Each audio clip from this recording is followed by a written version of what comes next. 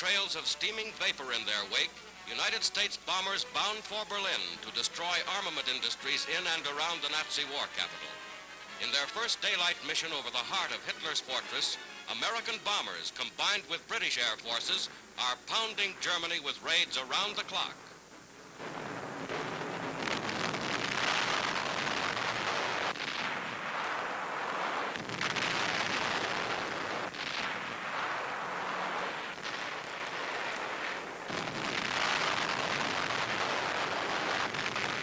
One propeller out, a bomber limps home. In all, 68 American planes failed to return. But the next day and the next, American bombers returned in follow-up raids. Today, squadrons like these in ever-increasing numbers are taking the war home to Germany itself.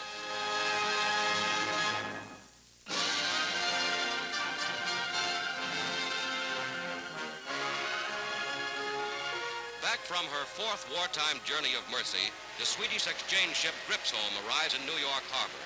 Aboard are 663 Americans home from Nazi internment and prison camps.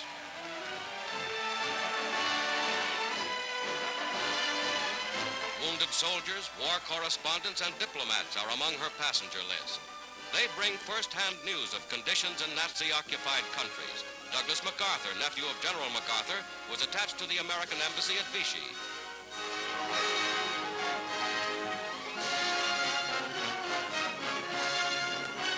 Ralph Heinzen was Paris correspondent for an American news service. We're very glad to get home. We've been 13 months interned in Germany, and 13 bad months for the Germans as well as for ourselves, because in those 13 months, Germany has lost the war. They know they're whipped, but they're wondering how they're going to get out of it. Past year, Hitler has lost tremendously his prestige, particularly as a military leader. All through Europe, there's a very fierce underground warfare going on against Germany. In every occupied country of Europe, but particularly in France, there is this mighty organization of courageous patriots who are waging a war day and night against the forces of occupation.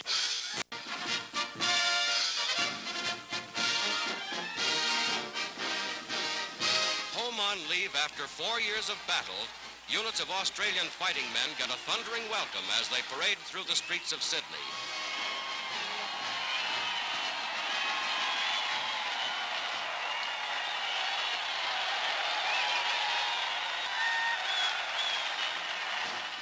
Veterans of fierce desert campaigns in North Africa and rugged fighters fresh from victories in New Guinea, these gallant men fought side by side with their American allies.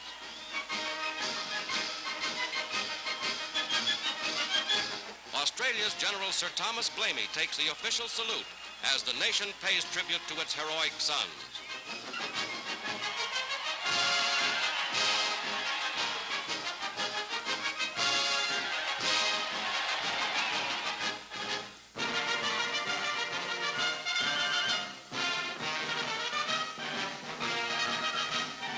Transport plane lands at a Caribbean port.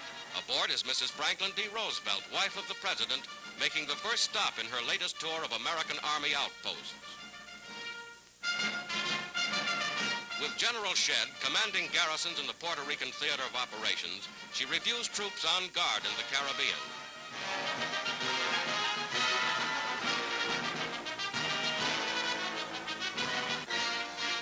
In Australia, Mrs. Douglas MacArthur, wife of the Allied commander in the Southwest Pacific, sponsors a new destroyer built by Australian workmen.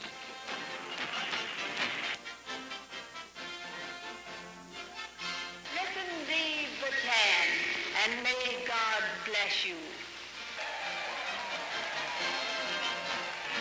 And His Majesty's Australian ship Bataan goes down the ways, dedicated to avenge the gallant fighters in the Philippines whose heroism will never be forgotten.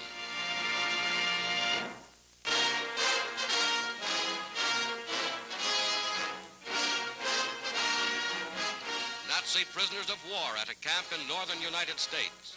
In full accord with the Geneva Convention, prisoners are well housed, well clothed, and well fed. Although prisoners are not required to work, many volunteer as lumberjacks, for which they are paid 80 cents a day.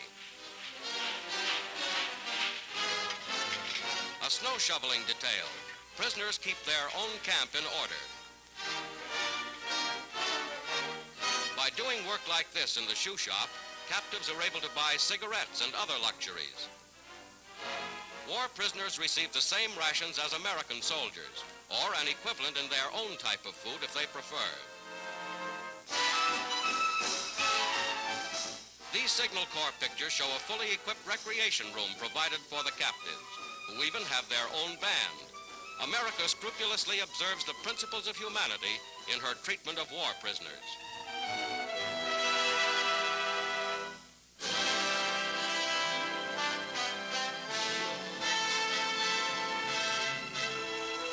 Officers of the Allied military government draw up plans for the evacuation of thousands of homeless civilians from Italian battle areas.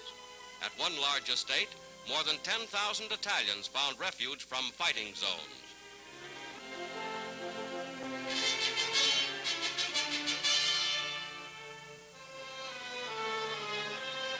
Along every road in endless procession, refugees streamed toward collecting stations set up by the Allied military government. Many helpless families, made homeless by the German seizure of their country, were forced north during the Nazi retreat. Stripped of most of their possessions, only a few were adequately clothed or fed until the Allied Fifth Army landed.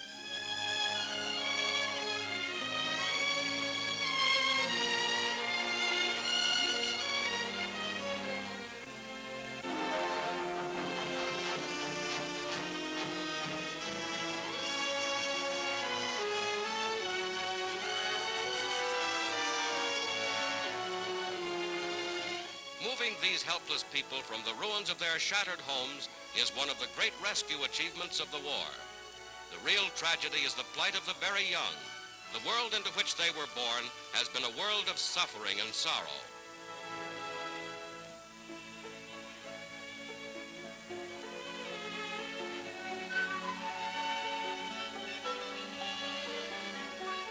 Now the Allied authorities opened the way to a new haven, a haven where they may wait in safety for the day of peace.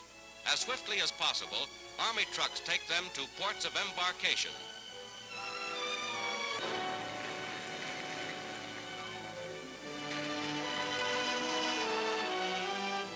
Here, giant LSTs, landing ships built to carry huge 30-ton tanks, take on their trucks and their human cargoes for transportation to Naples, 100 miles down the coast.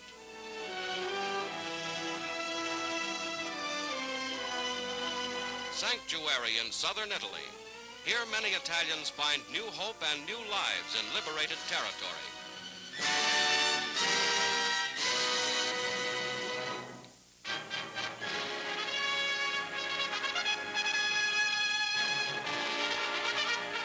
Chiefs of the Allied Invasion Command at headquarters in England.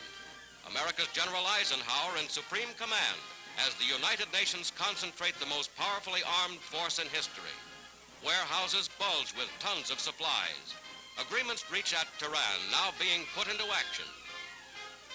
At hundreds of military depots, thousands of trucks, command cars, jeeps, all kinds of mechanized equipment are assembled for the day of invasion. With General Montgomery and Air Marshal Tedder, deputy commander, Eisenhower sees new equipment in action.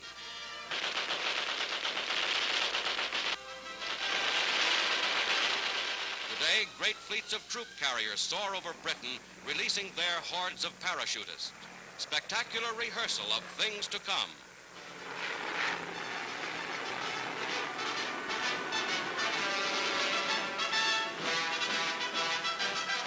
Montgomery, victor over Rommel. Tedder, master of air tactics. Eisenhower, liberator of North Africa. The power and might of the United Nations, trained and ready to strike a decisive blow from the West.